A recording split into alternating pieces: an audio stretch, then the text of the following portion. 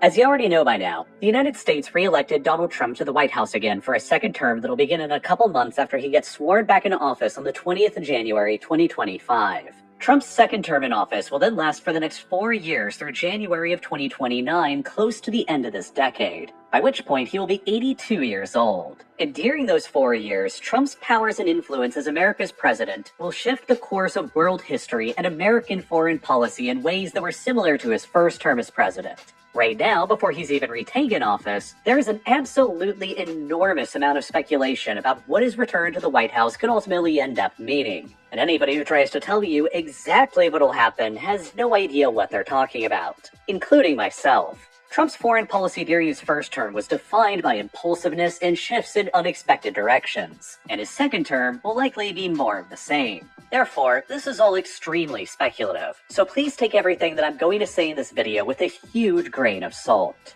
But with that, I'm going to attempt and explain what I think Trump's return to the White House could end up meaning for American foreign policy, with a particular focus on what that could end up meaning for Europe. First off, let's dive into what is probably going to be the biggest foreign policy implication for Trump's return to the White House: Ukraine, the ongoing conflict with Russia, and NATO. For the past several years, as the war between Ukraine and Russia has dragged on, Trump has often been highly critical of the large amount of financial assistance that the United States has provided to Ukraine in order to survive. At a campaign rally in Georgia back in September, Trump labeled Ukraine's president, Volodymyr Zelensky, as the greatest salesman on the earth for his ability to convince the United States to send his country so much money and assistance in the wake of the Russian invasion. According to the Kiel Institute for the World Economy, the United States has so far to date provided nearly $91 billion worth of combined military, economic, and humanitarian assistance to Ukraine since the Russian invasion began in early 2022, with U.S. military aid representing nearly 2/3 of that total amount at roughly $60 billion.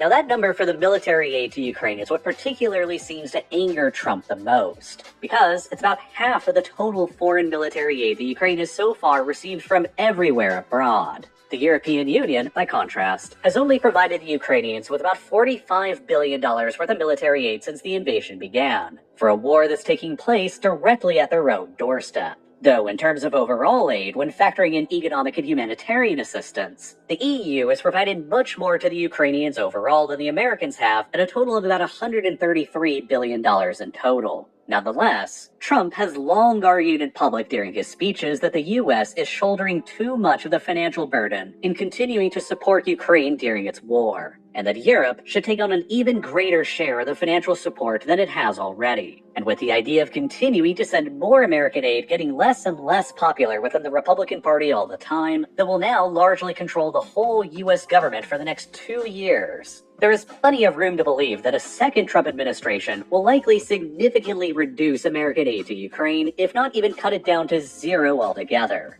But that's not necessarily what might end up happening, though. Trump has famously promised that he will somehow end the war in Ukraine within the first 24 hours of him assuming the presidency in January, by getting together Ukraine and Russia's leadership and making a deal between them. Trump's history of speaking very highly about Russia's president, Vladimir Putin, is very well known, and the two men are believed to have spoken directly with one another as many as 7 times just since Trump left office after his first term. But less well known have been Trump's generally positive comments about Volodymyr Zelensky as well, despite the two leaders having a bit of a troubled history with one another. Trump was impeached in 2019 because of a scandal that involved him holding up hundreds of millions of dollars worth of American military aid to Ukraine in order to pressure Zelensky to uncover dirt on his chief political rival, Joe Biden, that he wanted to use to influence the 2020 election. In more recent times, however, Trump has deridedly referred to Zelensky as the world's greatest salesman, but he has also personally met with Zelensky as recently as this September that was described by Zelensky himself as being positive. And within only a few hours of Trump's most recent election victory, Zelensky telephoned Trump to congratulate him, and Zelensky described the following conversation as having been constructive. More than a year ago, during an interview with Fox News back in July of 2023, Trump made the case that he would force a deal to end the war by threatening to sever all American aid to Ukraine, while also simultaneously telling the Russians that he would dramatically increase American aid to Ukraine unless they both agree to whatever his deal is. What exactly Trump's deal to end the war will ultimately look like is unclear right now, But there have been some hints. Trump's selected Vice President, J.D. Vance, outlined a fairly detailed peace plan during an interview a few months ago back in September on The Sean Ryan Show, where he was specifically asked about what Trump's plan to end the war might look like. Vance then suggested that Trump's deal would involve freezing the front line in Ukraine wherever it stands at the time of the negotiations, and that the front line would then transform into a demilitarized zone and the new de facto border between Ukraine and Russia. Similar to other demilitarized zones in the world that froze other conflicts like between North and South Korea on the Korean Peninsula, or between the Greek and Turkish communities across the island of Cyprus. This kind of a deal would essentially solidify Russia's military gains in the war, but it would also deny Russia their full objectives. Vance also suggested that, while what remains of Ukraine beyond the demilitarized zone would still be an independent and sovereign nation, his idea of a deal would also give Russia a guarantee of Ukrainian neutrality from what remains of Ukraine as well, blocking Ukraine from joining NATO for either an agreed-upon time limit or indefinitely. Vance's suggested plan would still leave room for the remainder of Ukraine to establish deeper economic and social ties with Europe, such as through the European Union. And it would still be allowed to purchase European and American weapon systems. But there wouldn't be any NATO membership and no treaty obligations towards defending Ukraine from another attack in the future. Instead, in order to deter Russia from launching another invasion of the rest of Ukraine in the future, Vance's plan suggested building out a series of fortifications along the new demilitarized zone on the Ukrainian side, and staffing the area with international peacekeepers, potentially from either the UN or European states who would volunteer their own troops. But no American troops would participate. In this interpretation of a deal, Ukraine would effectively be divided between a western and an eastern Ukraine, with one of the most heavily militarized borders in the world separating them in a situation that would look very similar to the end of the Korean War that left the Korean Peninsula divided. The critics of this plan from Vance have since blasted it as essentially being surrender terms to the Russians, while proponents of it have argued that it's the only realistic peace option still remaining on the table. But for one thing, it's unclear if Vance's plan and suggestions are going to end up being the same as Trump's. And for another, it's also far from clear that even if it was the same, if either the Russians or the Ukrainians would even accept it. The spokesperson for the Kremlin, Dmitry Peskov, recently stated during a press briefing in Moscow that Russia's war aims in Ukraine remained unchanged from the most recent peace terms that Putin offered in June of 2024, and that Vance's suggested deal was consequently going to be unacceptable to the Kremlin. Contrary to what Vance suggested for a deal, Putin's current demand for peace is that Ukraine fully withdraw all of its troops away from the current front line entirely out of the provinces of Luhansk, Donetsk, Zaporizhia, and Kherson. Ukraine would then have to formally recognize the territorial losses of all four of these provinces in their administrative entireties to Russia, in addition to Crimea, and also commit to a constitutional status of permanent neutrality, barring what remains of Ukraine from ever being allowed to join NATO. In this scenario, Ukraine would surrender huge amounts of land in the Donetsk, Zaporizhia, and Kherson provinces that they currently still hold, and that Russia hasn't yet even managed to occupy, in addition to their entire heavily fortified front line that they spend years constructing. Major urban areas around the cities of Kherson, Zaporizhia, Kramatorsk, and Slavyansk, collectively home to more than 1 million people, would all have to be surrendered, and the fates of those 1 million plus people would be uncertain and likely grim. Moreover, surrendering the whole of the Kherson and Zaporizhia provinces would place Russian territorial control and troops onto the west bank of the Dnipro River in large sections of the south, undermining one of Ukraine's biggest geographical barriers against another Russian assault in the future, who would no longer have to focus as much on crossing the river in the south. And meanwhile, Ukraine also still hasn't abandoned their own terms for peace either that go directly against Vance's suggested deal as well. Ukraine's peace demands continue to be that all Russian forces must fully withdraw back to the 2014 recognized borders of Ukraine, including Crimea and the port of Sebastopol. And then on top of that the fully restored Ukraine will then be fully admitted into NATO afterwards. So, when Trump assumes power as the president in January, and if he then attempts to make a deal that looks like some kind of variation of what J.D. Vance suggested in September, it's unclear if either Russia or Ukraine would actually be willing to compromise on their stated objectives, even with the variation of carrots and sticks that Trump will offer and threaten to both sides. Like Trump himself suggested back during his Fox News interview in 2023, he may threaten to completely withdraw all American funding to Ukraine if the Ukrainian side rejects his deal. While he may also simultaneously threaten Russia with dramatically increasing American aid to Ukraine if the Russian side rejects his deal too.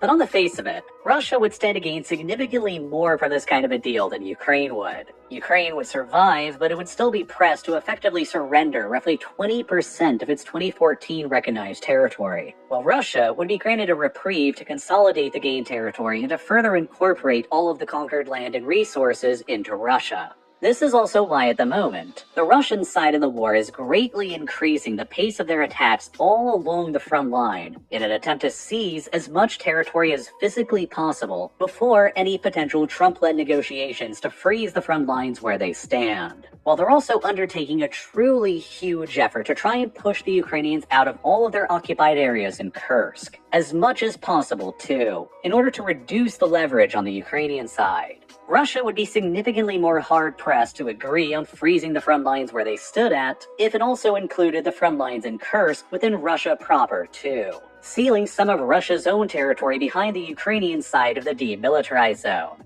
And this is why Russia has currently thrown around 12,000 North Korean soldiers and around 38,000 of their own troops against the Ukrainian lines in Kursk, to try and push the Ukrainians out from here as much as possible by the time Trump assumes office again in January. If they manage to fully push the Ukrainians out of Kursk by the time Trump takes office, the Ukrainians will have significantly less leverage entering into the Trump-led negotiations, and they'll be in a much more vulnerable position.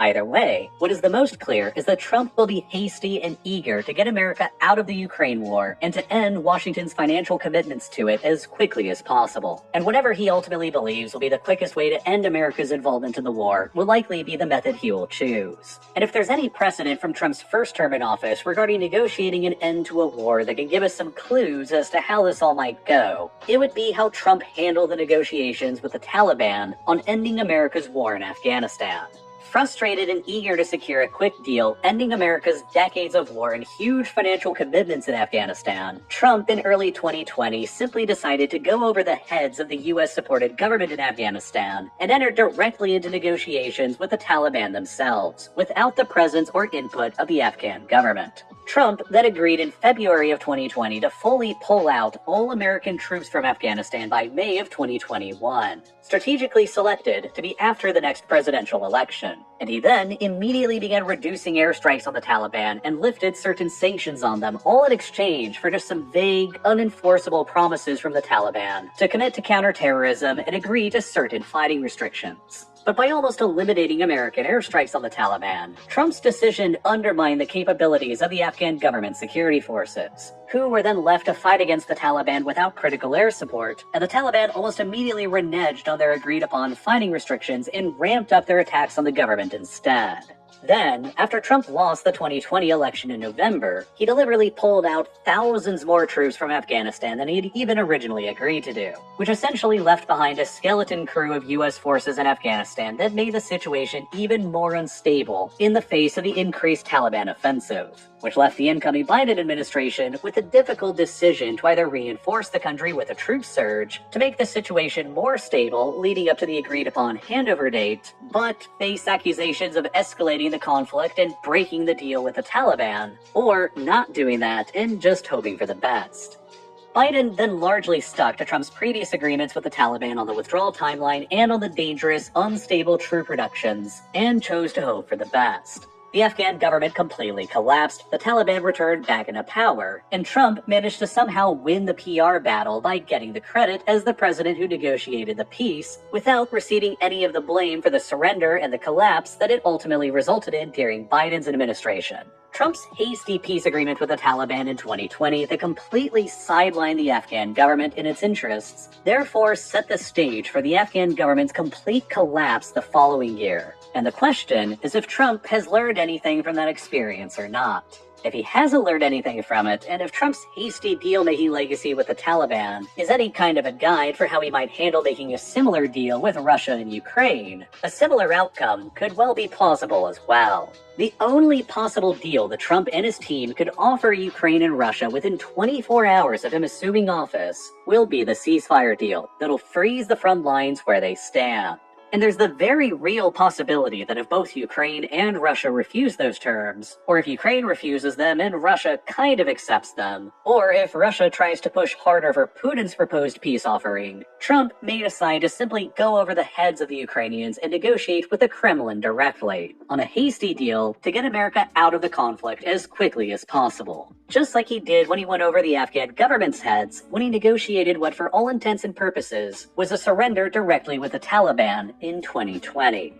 Were that outcome to happen and the U.S. just completely removed itself from the war altogether, it would be a devastating blow to the Ukrainian war effort, and the gap left behind in weapons and supplies worth tens of billions of dollars could only be realistically filled in by the European Union. The EU, for all of the tremendously huge amount of support that it has already given to Ukraine, would then be left with a very difficult choice on how to proceed. The EU could decide to either dramatically increase its own aid to Ukraine to the tune of tens of billions of additional euros at a minimum, or not do that and save the money and see what ends up happening. The ultimate question for Europe, if Europe decides to not step in and fill the gap left behind by the United States, is what exactly are Putin's ultimate intentions regarding Ukraine and the rest of the former Soviet Union? Will Putin's ambitions be limited to his June 2024 peace proposal that demands Luhansk, Donetsk, Zaporizhia, Kherson, and Crimea, with a cut down of size and neutral Ukraine remaining? Or are his ultimate ambitions larger than that and include more or even the entirety of Ukraine and other former Soviet republics like Moldova and the 3 Baltic states? The question for Europe is if whether or not the situation evolving before it in Ukraine today is more similar to Munich in 1938 or to Finland in 1940. In mid-1938, Nazi Germany had just annexed Austria during the Anschluss and was agitating for the incorporation of the 3 million ethnic Germans who were left behind in Czechoslovakia that followed the collapse of the Austro-Hungarian Empire after World War I. This German-inhabited region of Czechoslovakia was known as the Sudetenland, and Germany initiated a low-intensity war in the area against the Czechoslovak state by training and arming Sudeten German paramilitary groups and sending them into the Sudetenland to wage a violent campaign of insurgency. As the situation continued escalating and Hitler threatened war over the Sudetenland and the millions of Germans who lived there, the leaders of the European democracies at the time, of Britain and France, met with Hitler in Munich in September of 1938 and came to a settlement that became known as the Munich Agreement. Despite Czechoslovakia having an alliance and a military pact with France at the time, the French and the British agreed with Hitler's demands that the Sudetenland would be ceded over to Germany. And then, faced with the overwhelming military pressure from Germany and now the diplomatic pressure from Britain and France, Czechoslovakia essentially had no choice and yielded the Sudetenland to Germany and withdrew its army back to the new borders. By doing so, Czechoslovakia's geographic defenses against Germany in the Sudeten Mountains that they had spent years building out a series of dense fortifications through were completely undermined and stripped away from them. Hitler had promised in Munich that the Sudetenland would be his final territorial demand made in Europe, which is part of why the Allied democracies agreed to yield the territory to him. But in the end, merely months later after the agreement was made with the Czechoslovak state that stripped it of its geographic armor, the Germans invaded and occupied the rest of Czechoslovakia as well, in a flagrant disregard for the treaty they had signed at Munich, which led to the Czechs and the Slovaks later describing the Munich Agreement as the Munich Betrayal. The occupation of the whole of Czechoslovakia then enabled the Germans to outflank Poland in the south geographically, while their pillaging of the Czechoslovak armories gave them hundreds of additional tanks and thousands of artillery pieces that would quickly be turned on the Allies.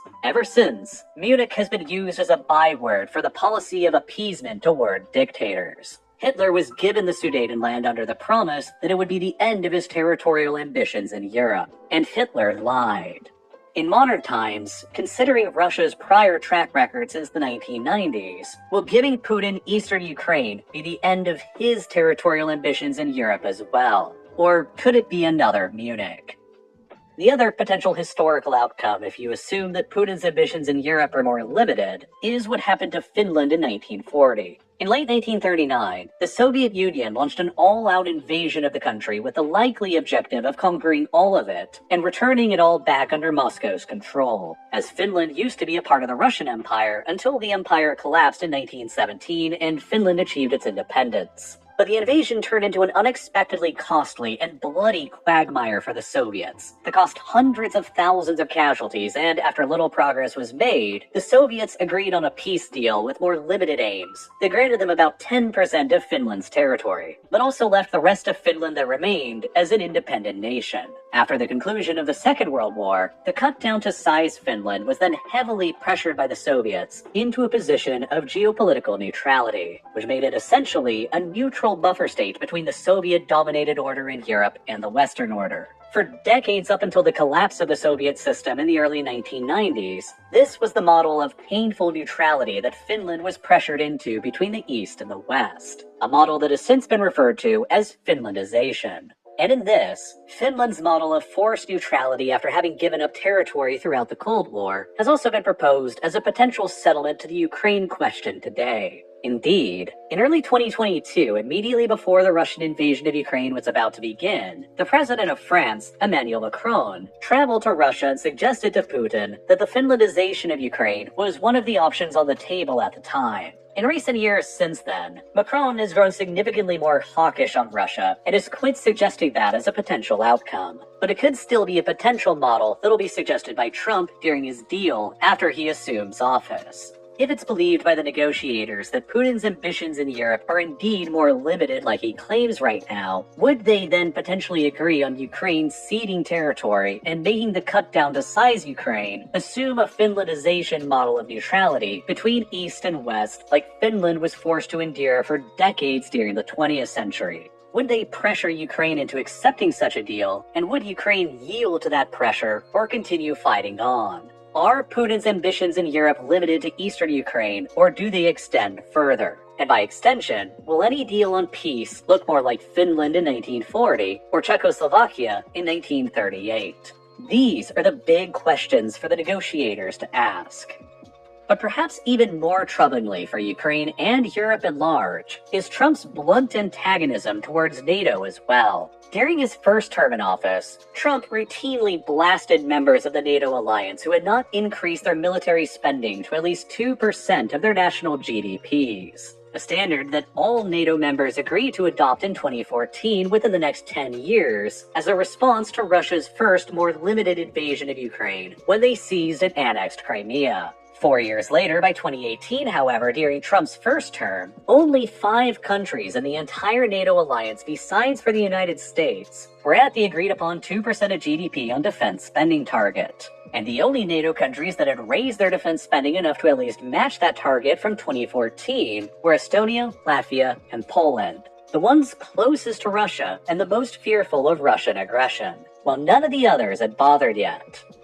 This situation immensely frustrated Trump during his first administration, and he frequently asserted that the U.S. was shouldering too much of the financial burdens of European defense, while most European countries were enjoying the free ride provided by America's continued protection umbrella. He demanded that more members of the alliance in Europe increase their defense spending to the 2% of GDP target, and failing that, he frequently flirted around with the idea of simply pulling the United States out of the NATO alliance altogether out of frustration, which would remove nearly all American troops and equipment from Europe and revoke the American security guarantee for practically the entire continent in the process, leaving the Europeans behind to take care of their own defense and security. In the end, Trump never withdrew the U.S. from NATO, and his threats to do so helped encourage several NATO member states to finally begin increasing their defense budgets. And then, Russia's full-scale invasion of Ukraine in 2022 encouraged even more defense spending increases in Europe, but still not quite to the level that Trump and others would probably like. Even still today, near the end of 2024, after years of full-scale warfare in Ukraine, and a full decade after they originally agreed to do so, there are 8 NATO member states who are still spending less than 2% of their GDP on defense: Canada, Portugal, Spain, Italy, Slovenia, Croatia, Belgium, and Luxembourg. Moreover, in the current environment of the Russian army marauding across Ukraine and large numbers of North Korean soldiers on Europe's doorstep, and an incoming second Trump administration that is already very ambivalent towards NATO and European defense, many officials within the alliance in Europe have argued that the old 2% of GDP on defense agreed upon back in 2014 is no longer relevant to deal with Europe's increased levels of security threats today, and that in order to make up for decades worth of underspending on defense since the end of the Cold War, in order to deter Russia from committing any attacks outside of Ukraine, and to convince a new, wary Trump administration to remain committed to European defense, the new target should be updated to a minimum of 2.5% of GDP, and ideally up to 3% of GDP on defense for NATO members instead. This policy has been heavily advocated for by the government of Estonia and others, but at the moment, only 4 members of the alliance outside of the United States contribute 3% or more of their GDP towards defense, and they're the ones who are the most fearful about an attack from an aggressor. Estonia, Latvia, Lithuania, and Poland all in the case of Russia, and Greece in the case of Turkey. But regardless of whether or not that would all be enough to convince Trump to stay in NATO or not, Trump will almost certainly not actually be able to formally pull the United States out of NATO, even if he wants to do so anyway, because of an act that the U.S. Congress passed in 2023 that now requires a presidential decision to withdraw from NATO to be approved by either a 2/3 majority in the U.S. Senate or to be authorized through another act of Congress. And with the Republicans not having close to that large of a majority in the Senate, it's unlikely that such a decision by Trump would pass legally.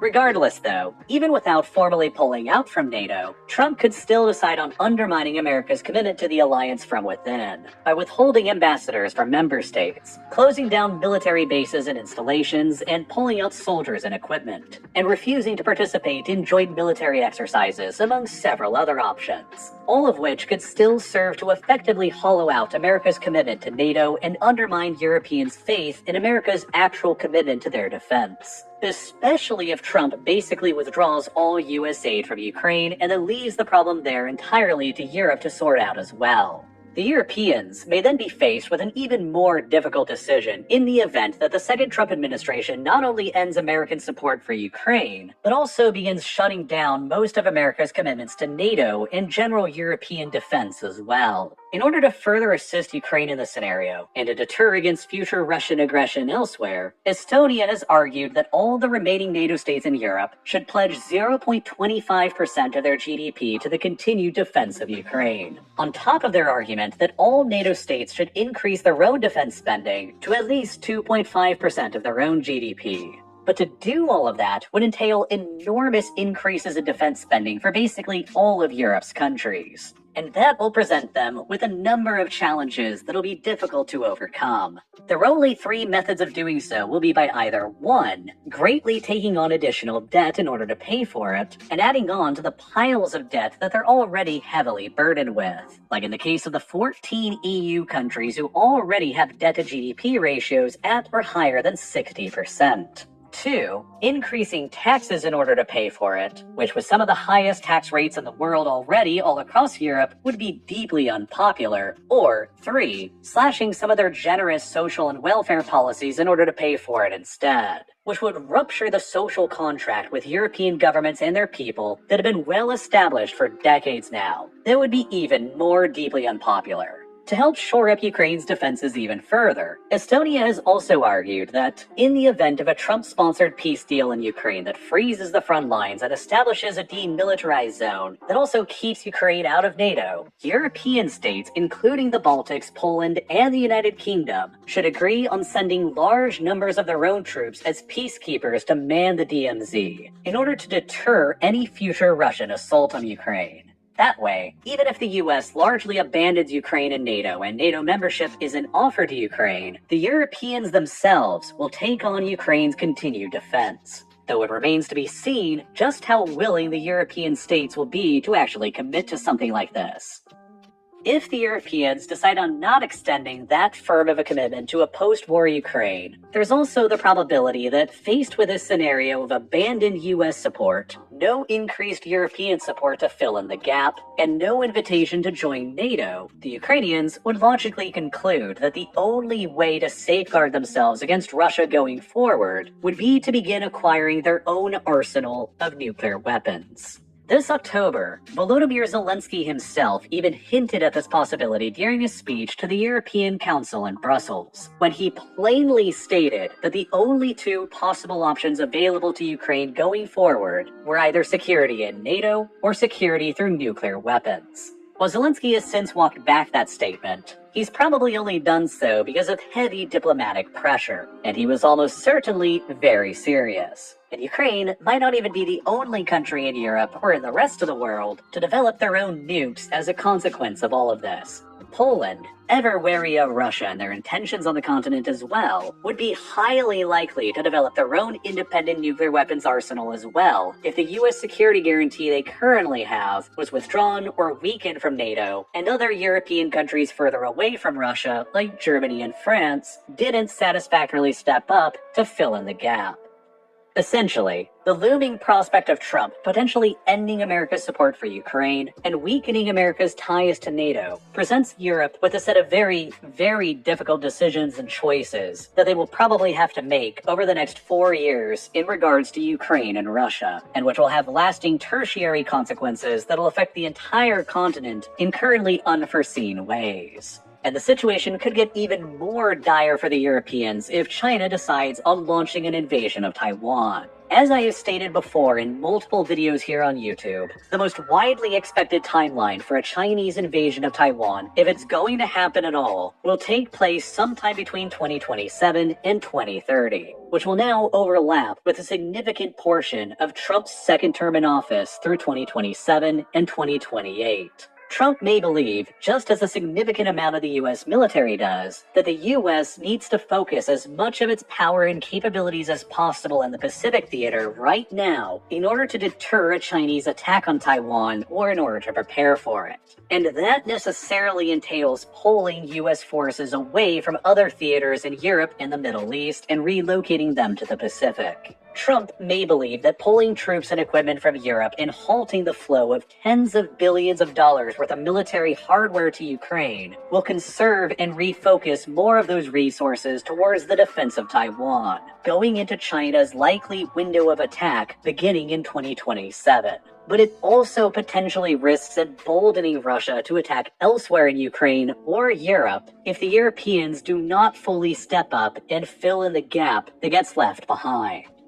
Of course, understanding what's next for Europe and really what's next for the rest of the world includes needing to understand what Donald Trump's moves are in selecting important positions within his presidential cabinet, who these people are, and how their ideas and policy positions could end up influencing Trump's decision-making. And understanding what Trump's moves are and what his important cabinet picks mean has required a very careful consideration of the biases within my own research on this topic. Given how politically charged anything to do with Trump or his selected cabinet positions have become lately, when looking for sources and news stories to inform this video and others I produce like it, I turn to Ground News, the sponsor of this video. Trump's picks for several of his cabinet positions, like National Security Advisor and Secretary of State, give direct clues as to which direction his administration's foreign policy is likely to lean all around the world, which was a very important element to producing this video. But given how politically charged and controversial Trump and his appointees have been, including Senator Marco Rubio for the Secretary of State position and Mike Waltz for the National Security Advisor position, and given that a lot of the news is overly sensationalized in order to attract clicks and generate ad revenue, I wanted to be able to include these picks into my own thoughts and analysis without repeating the biases of slanted news sources.